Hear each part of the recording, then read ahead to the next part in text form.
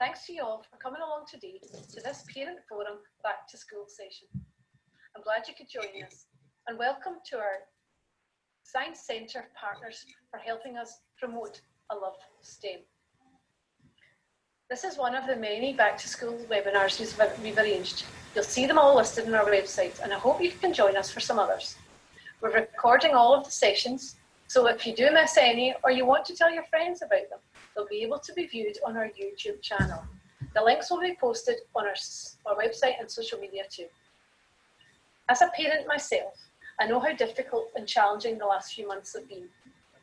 The school holidays were very welcome, but probably not much like previous year's holidays for most of us. So we thought these sessions would be a good way to move us all back gently into learning before getting back to school. I really hope you and your children enjoy them. Now, before I hand over, I'll just go over the housekeeping for today. Everyone will be muted and all cameras will be switched off, so you'll only see and hear from the presenter throughout most of the session. If you have a question, please use the chat function. If it's not possible to answer during the session, we'll try and get back to you afterwards. I'm sure you'll all be respectful, but remember that many children are joining their parents in this, so please consider before posting any comments. Also, please remember to use the hashtag NPFS Back to School and share pictures of yourself and your children taking part either live or following a recording. We'd really love to see them. So I hope you all enjoy yourselves. Thanks and bye for now.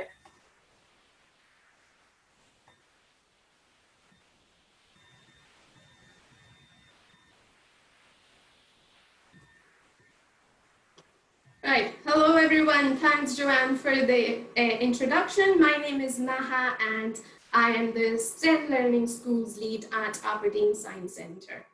So let me first share my screen.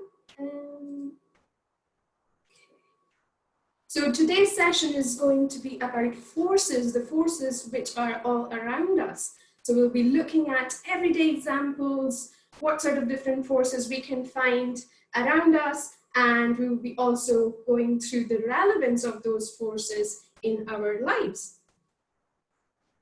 So as you can see, the curriculum for excellence does include forces across different levels.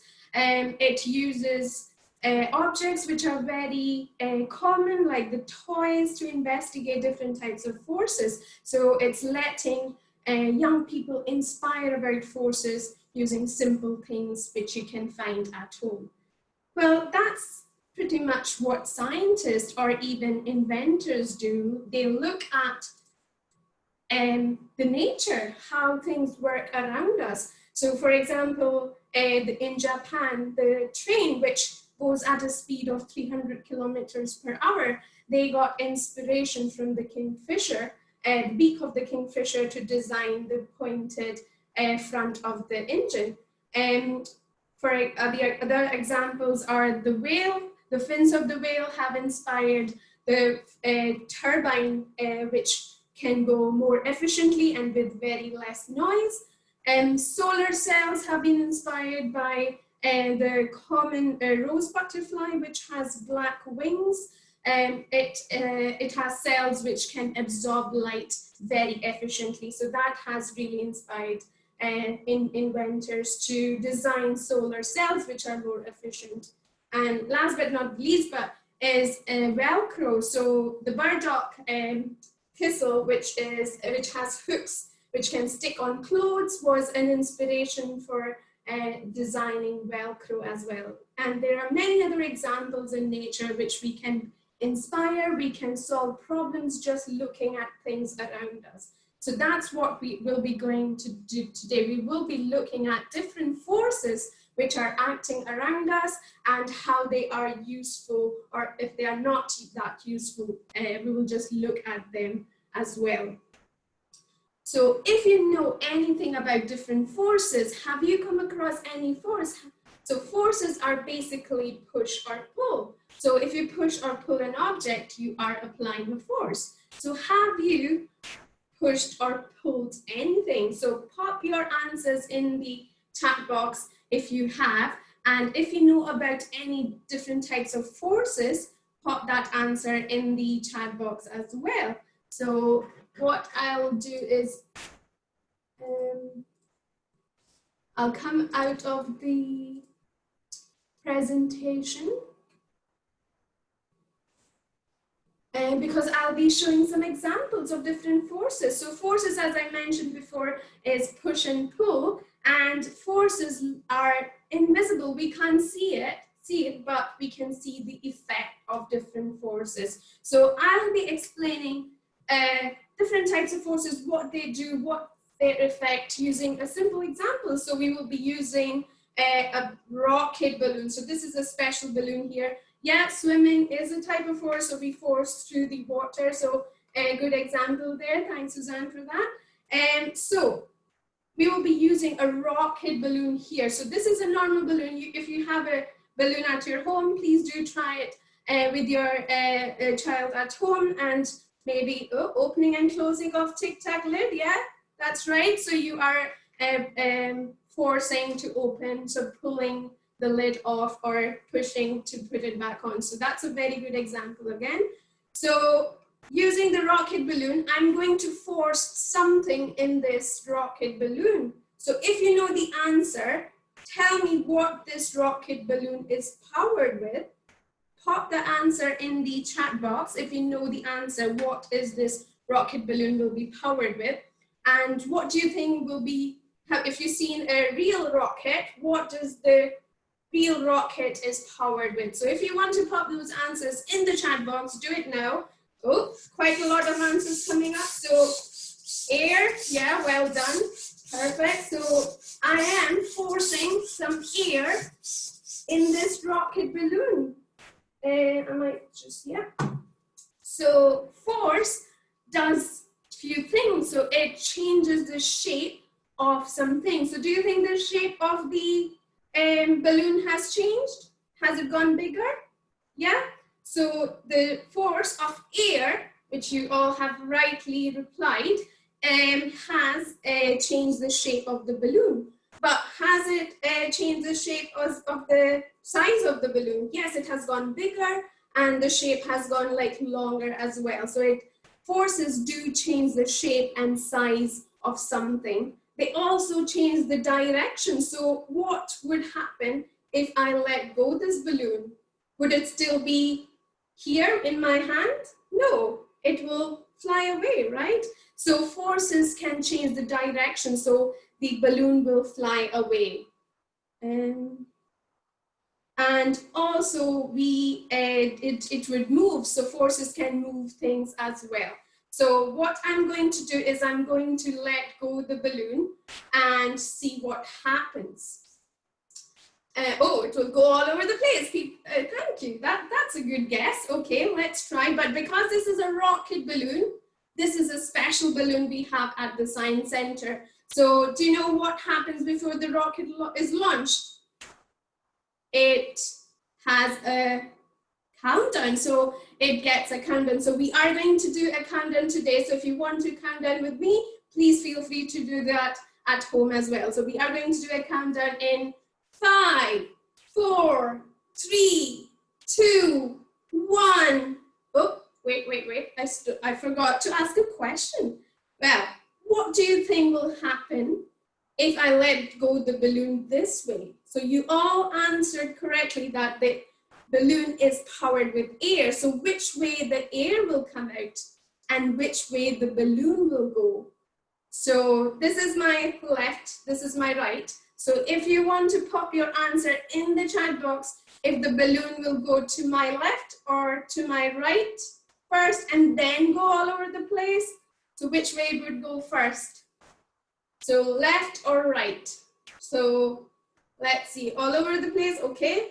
Balloon to the left, ooh, well done, perfect. So yes, so the balloon will go over to the left initially and then go all over the place because the air will come out of this one. So it would push the balloon over to the side and then go all over in the room. And then what would happen next? Would it stay up in the air? What would happen next? Yeah, all over the room, well done. So something will happen next. If you know the answer, type it in the chat box. Fall, oh, well done. So yes, it will fall onto the ground. So it won't stay in the air, but it will fall down. So let's try it now. But as I said, we will do a countdown again, which is in 5, 4, 3, 2, 1. Blast off! Oh. Wow, well done, guys. You guessed it right. The balloon has fallen off onto the ground, and it did go over, started off going to my left and then went all over the place. So you all guessed it right. Well done. So it did fall down because of another force. Can anyone guess what that force is? Well, that force helps us to stay on the ground. That's how we are able to walk. Ooh, well done. I'm getting a few answers there. It is gravity. Well done. So gravity is a force which pulls us onto the ground. So the earth exerts gravity on us, and that's the reason we stay on the ground. But what do you think would happen if there is no gravity or very less gravity? So I want you to think what would happen if there is no gravity or less gravity. Yeah, I'm getting answers there. Well done, guys. It is gravity. So we talked about our balloon, which is powered with air, but the real balloon, real rocket is powered with, what do you think it's powered with? It's powered with fuel, something similar to what we have for cars, like petrol or diesel, but it is more powerful. So the fuel in the rocket, the actual rocket, blasts it off, helps to blast it off into the space. So it exerts and propels the rocket up in the space. So it is to compensate with the pull of the gravity. So the rocket wants to go up in space against the pull of gravity. So it has to be pushed up. So the scientists have designed these different types of fuels, which they use in the rocket to put it up in this space. So gravity is a force which pulls us down. So that's our first force, which we just talked about. Everything will float. Ooh, okay, okay. We'll come to that in a minute. We'll see. So I have here 2 sheets of paper. So we have established that the gravity will pull everything down. So do you think these paper will also land on the table or even onto the ground? So I'll put them on top of the table. So do you think it will land on the table? What do you think? What else would happen? How would you, yeah, table, okay. How would you describe it would, it will do it very slowly. Ooh, that's a very good answer there. So yeah, that's what I was going to ask you. What do you think? How will you describe the paper going down onto the table? Would it go faster? Would it go slower? Would that does the shape of the paper has an effect? Oh, fluttering slow. Okay, nice, nice answer there. So yeah, so it will sort of float, isn't it? But does that have to do anything with the shape? And it will fall down very slowly. That's right. So we'll try that. So I'll drop both the sheets of paper onto the table. And you guys were right. It will float and will fall off slowly. But what do you think will happen if I do this? Which one would reach the table first? If you think it's the paper, or is it the ball, which I just made with the paper? What do you think? The ball, okay. Okay, the paper, good guesses there. But we can try and see what would happen. Crushed up bit, okay, well done. Oh, quite a lot of answers coming, less catching here, well done, guys. Yeah, so how would you describe a paper? So here, the paper is quite flat.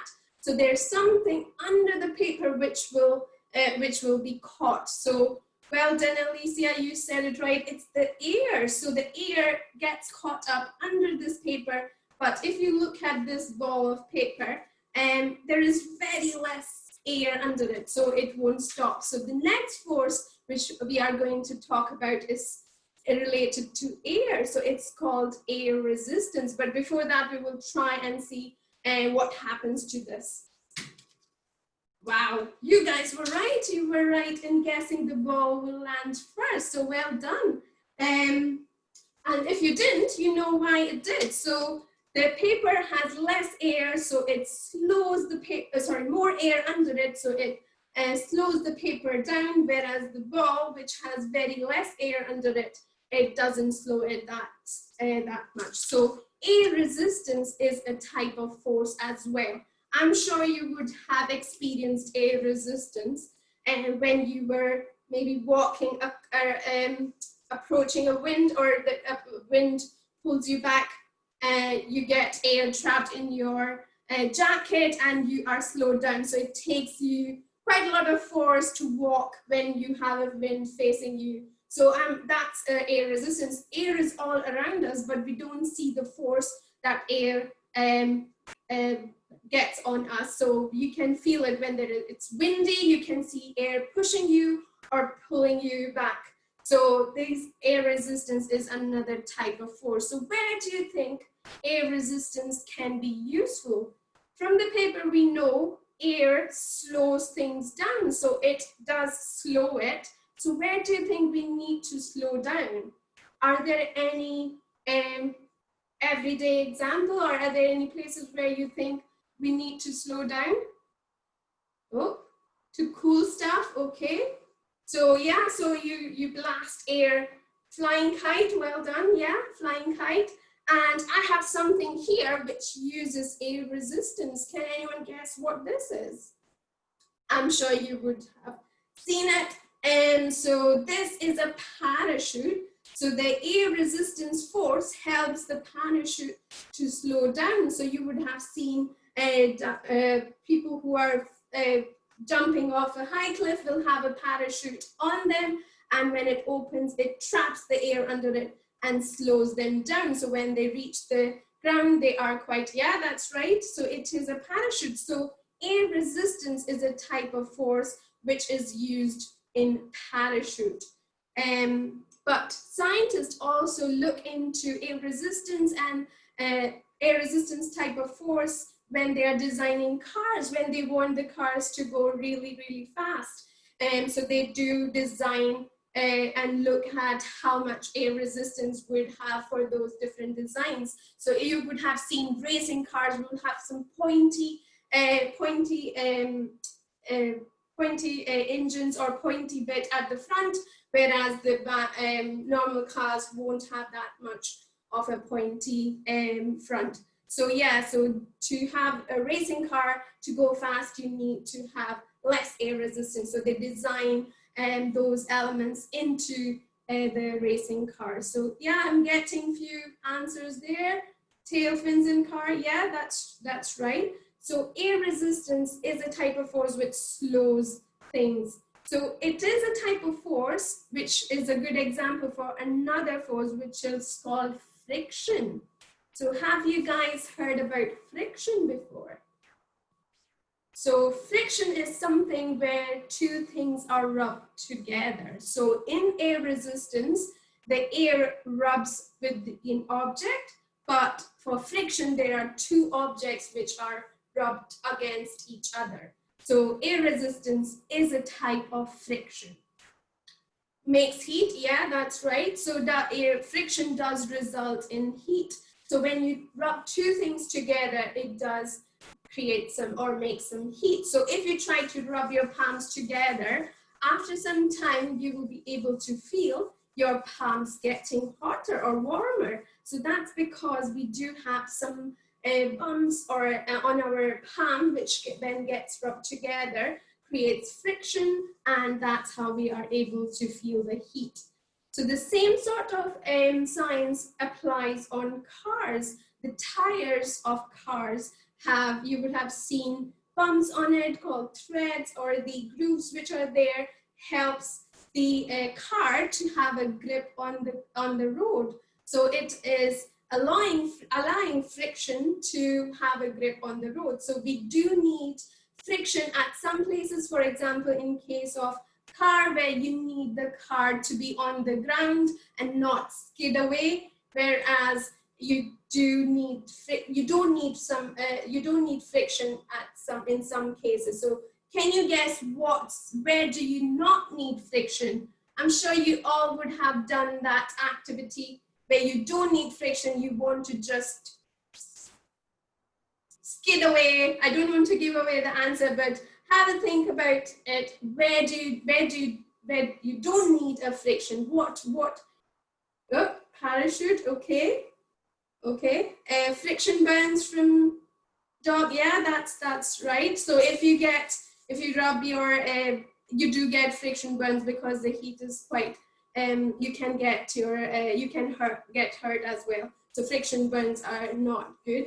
So as I said, we do have friction as an important force for some things, but not for the others. So I have here running, okay, yeah, so we do need friction for that one. So I have here a toy car and I have a ram. So how do you describe this table? Is it smooth or is it rough? What do you think? How would you describe the table and how would you describe this piece of carpet? Okay, so the table is smooth. What about the carpet? Is it smooth or rough? So friction is more rough, yeah, that's right. So the carpet is rough than the table. But what do you think? Well, friction acts more when there is rough surface. So if the surface is rough, there'll be more friction. So what do you think would happen? Would the speed of the car will be faster on the carpet, which has rough bits, or would it be faster on a smoother table? Okay, slower, okay. So slower on the carpet. Perfect, okay. I'm getting a few answers there. Well done, guys. So let's try that. So I'll make this bit as a ramp and then try to launch my car from the ramp onto this smooth table. And let's see how far it goes. So I hope you all are able to see this. So 3 faster on the table. Well done, yeah. Let's see, 3, 2, 1. Oh, it went quite far. But what do you think will happen with the carpet? So the carpet has rough surface. So it would have more friction, and let's see what that would do to the car. It didn't go quite far, did it? No, it did. It just slowed down. Sorry about that.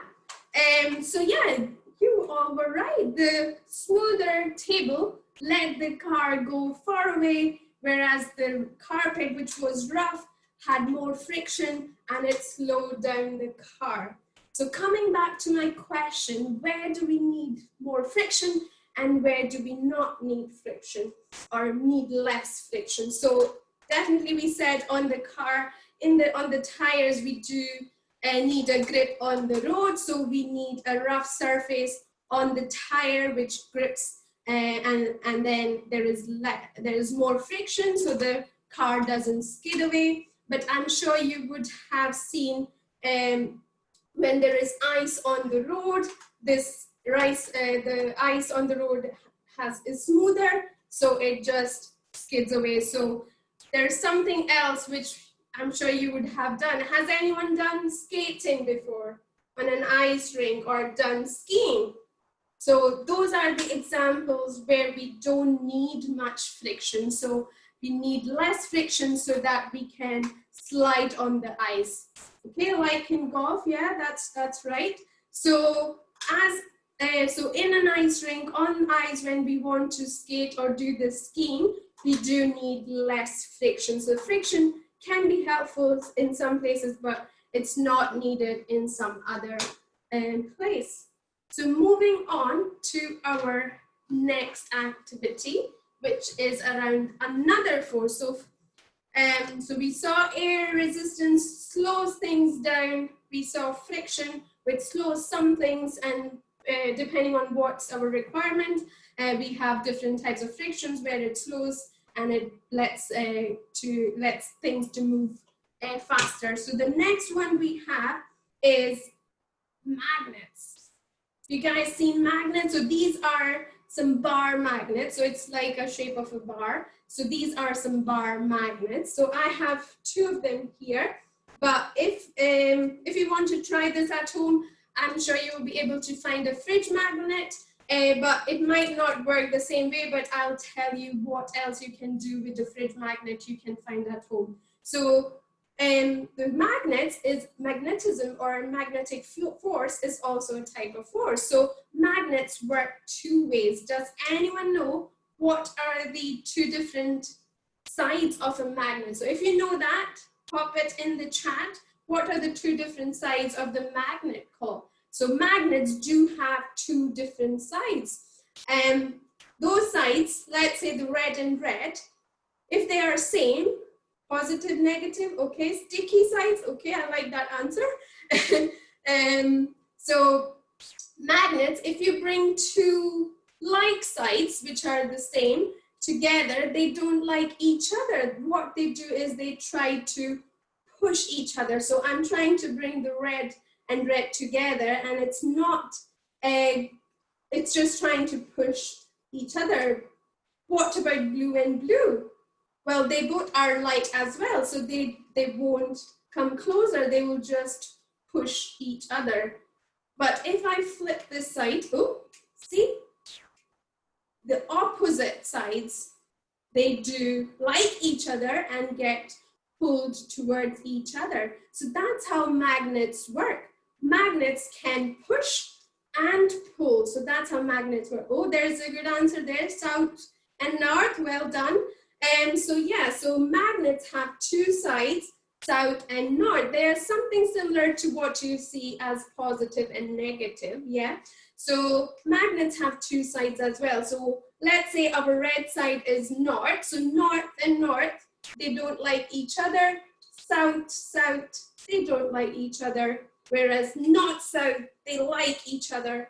And south, north, they like each other. So they are pulled together. So like poles, they push, which is called repulsion. Whereas unlike poles or opposite poles, pull each other, which is attraction. So magnets repel or attract each other.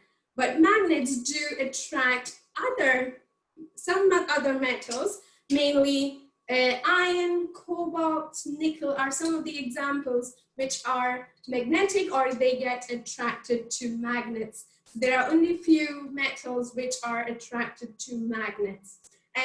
So the best example you can try with this is at home is in the UK, the 1p's and the 2p coins which you find were made out of bronze, which is mainly copper, which is not magnetic. Whereas after a few years, I don't want to tell you the year, I want you to find it out when after the session. After a few years, they stopped making coins out of bronze, whereas they started to make coins of steel, which is more efficient and cheaper, and then just coated with copper. Steel, which is an alloy of iron, so it has mostly iron in it, is magnetic. So if you try with the fridge magnet in your home, try different coins, mainly the 2p and 1p, you can try with them, and see which one is magnetic and which one is not. And if you are a coin collector, and if you have loads and loads of coin in your collection, you can go back and test which ones were magnetic and which ones were not, and you will find out the year when this transition was made. So when they switched from making non-magnetic coins to a magnetic one. So that's a task you can do at home. The other thing is, because I said magnets attract some metals like iron, you can also do some painting, a magnetic painting. So what you can do is grab a piece of paper, put some paint on top, have a magnet, use a fridge magnet, and then put some metals like nuts, bolts. But if you're doing it, make sure you have an adult with you. So make sure you do it with an adult. So put some nuts, bolts on top, put some paint and try to draw something, make an art using magnets and some metals. So try and do that as an art session with your friends and family. So you can try that using magnets as well. So magnets are helpful. They are very useful even for computers. So the data, the way we store our data in computers use magnets. And also magnets in combination with electricity, they are called electromagnets, are quite useful as well. So the MRI machine, which scans body, looks what is inside us, works on electromagnets. And also in Japan, they have designed a train which is called maglev, so magnetic levitation. So it doesn't have tires or wheels just like the usual train. It works on electricity and magnets. So they switch on and off the magnets, so it powers the train. So magnetic levitation train is one of the ways they are trying to use magnets to get the trains move faster. So they are designing those in Japan. So if you want to have a look, do go and search for that. So coming back to some more activities I have for our next course, which is static electricity. So we did talk about electricity. So electricity is nothing but flow of electrons. So if you haven't heard about electrons, don't worry. So everything is made of something called atoms, and within those atoms we have tiny particles, even tinier than atoms, which are negative and positively charged. So electrons are negatively charged and they are there within an atom. So, and protons are positively charged. So we are going to use that in this experiment about static electricity. So static means, already guessing, well done, rub on head and stick to the wall, well done. Yeah, you gave my trick away. Well done, Grace. So static electricity is a type of force as well. So it's something similar to electricity, but static means it doesn't move. So the electrons just stay in one place. So for example, in this case, it just sticks to the balloon and doesn't move. So static means it's not moving.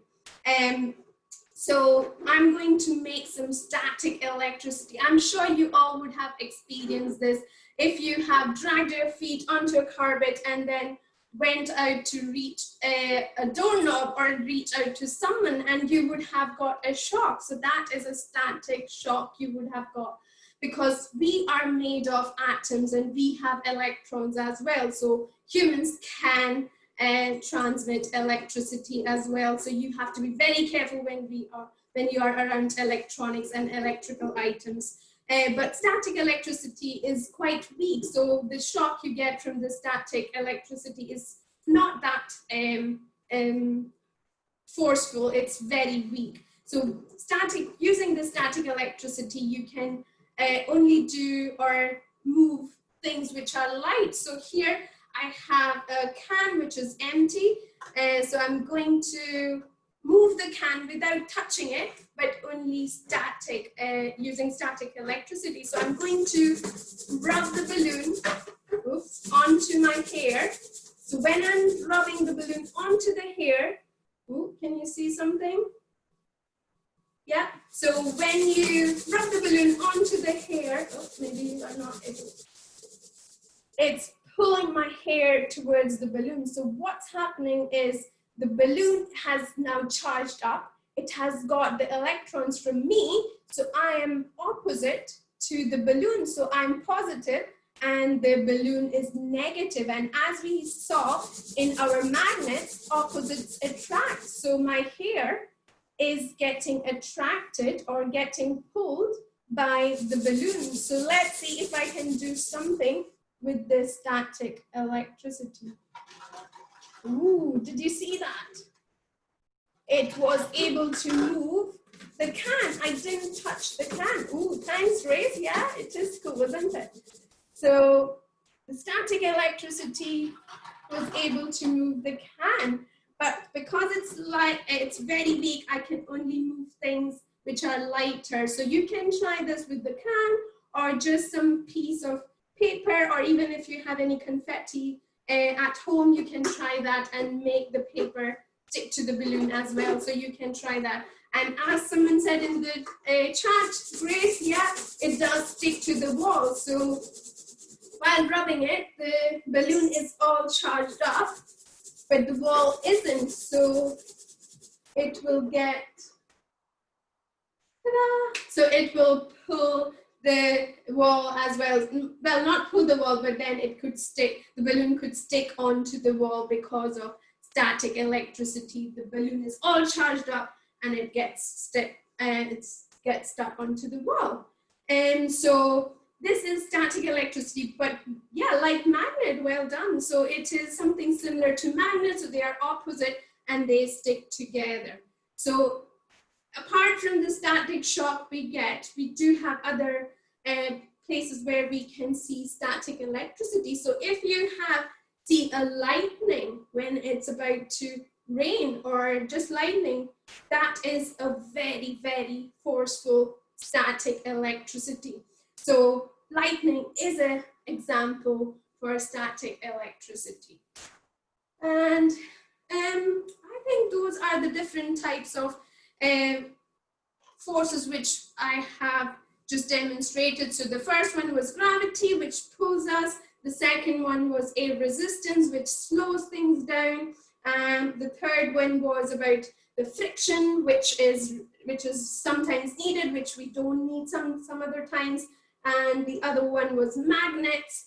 And the last one, which is air resistance. So if you have any questions around those activities, please feel free to pop that in the chat below. I'll just go back to my presentation just to share a few more things. Oh.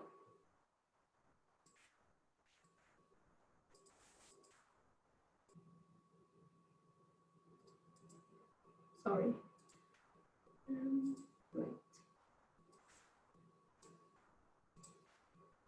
Right. So these are some of the ideas I have given you to try with your friends, your family, young people at home. You can also try it, but there are so many other activities which are available online at the moment. So we do have an activity which the digital sessions which we are offering at the Science Centre is about the summer of STEM. So we are kind of looking at different types of activities you can do using simple things at home. One of them is building a catapult. So if you haven't watched that, do go and watch it, because building a catapult is also looking at some type of force. So what sort of force is there when you are pulling the catapult to launch your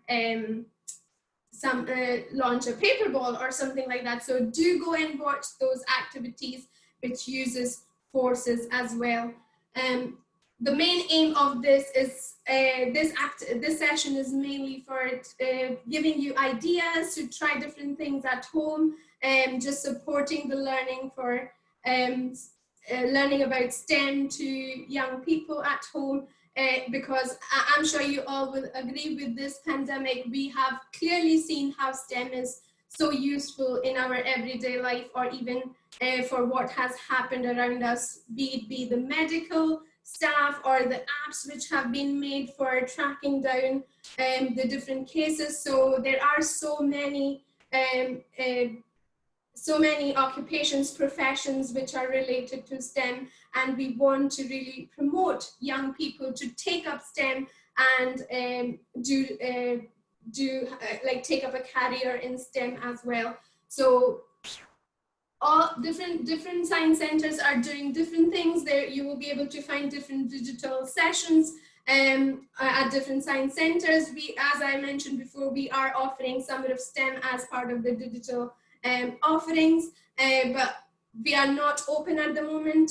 one reason is the pandemic, the COVID situation. The other reason is because we are currently undergoing a redevelopment at our Constitution Street premises. So we are looking at planning new exhibits. We'll be having two floors. All the exhibits will be new. So we are trying to extend the space we have for exhibitions, which we had earlier, so almost doubling the space we have, and also providing an outstanding educational resource, not only for Aberdeen, but north of Scotland. So please keep an eye on our website. If you're not following us on any of the social media, we are there for all the different social media platforms. So please do follow us and like, share, comment. And just to mention about the summative STEM activities we are offering, if you try those different experiments at home, post some pictures or videos of you and your child doing it. We are offering free STEM passport for the new center, so you have a chance to win a free entry for up to a year to the new center when we open. So please do that if you haven't done it yet, but we look forward to opening the new center sometime soon, so keep an eye on our website as well to see when we are opening, and we look forward to seeing so many of you soon when we are open. So that's pretty much. If you have any questions, please feel free to pop it in the chat box. And if I'm able to reply, I'll reply now. If not, please feel free to drop us an email on education@asc.scot. And as I mentioned before, follow us on those different social media to see the latest updates about the redevelopment. Thank you, everyone. I think that's pretty much from me.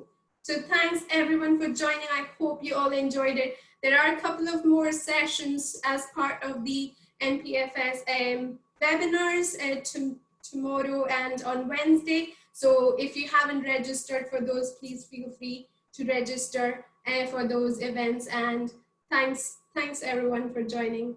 And thanks for NPFS for giving Science Centre the opportunity to interact with all the parents in Scotland. So thank you so much. I think that's pretty much. Bye for now, and please drop us an email if you want to. Keep in touch. Bye.